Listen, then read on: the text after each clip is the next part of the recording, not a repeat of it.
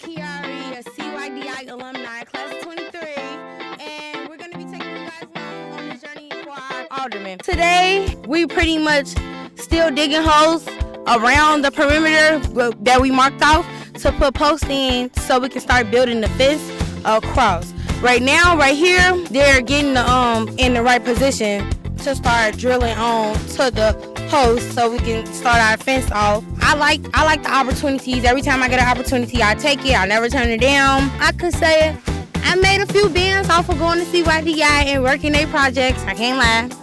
It pays for my lifestyle. I'm excited to show you guys what I have been working on, what we have been working on, especially being the only female worker out here. I have been putting in a lot of work. But I can't wait for you guys to see the finished product. We'll see y'all when it's finished.